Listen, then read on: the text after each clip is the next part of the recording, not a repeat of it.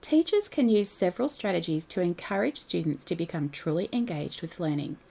We're going to share 4 strategies that, when mastered, can help teachers harness the power of student curiosity and pair it with purpose to develop levels of student ownership and responsibility for learning matched to students' cognitive development.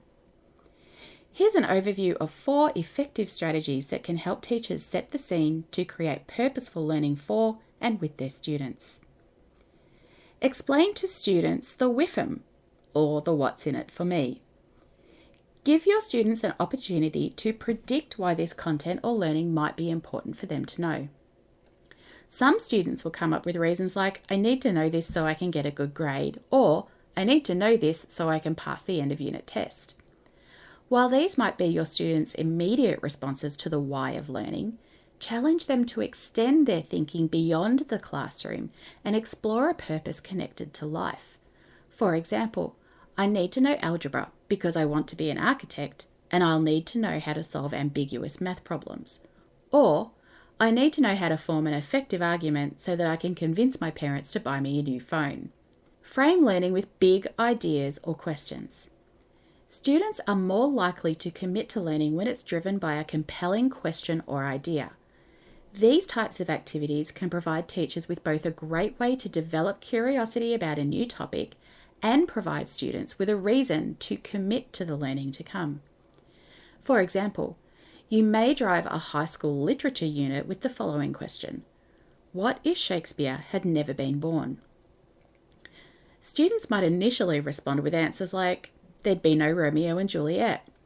But as you continue to refer back to this question throughout your unit, and depending on the theme you're exploring, by the end of the learning, they might be coming up with answers like, many words we use every day may not even exist, such as dauntless or generous. The key to this strategy is to ensure that you refer back to the big idea or question after any new learning, so that students can reflect upon and process their knowledge in relation to the big idea or question you initially posed. Provide or develop learning objectives and success criteria with your students. Students are more apt to commit to learning when they understand what they're committing to and why. This strategy is all the more powerful when students are able to set their own personal success criteria based on the learning objective. When learners are able to set their own connected success criteria, we are encouraging students to assume a level of ownership and accountability for learning that is intrinsic.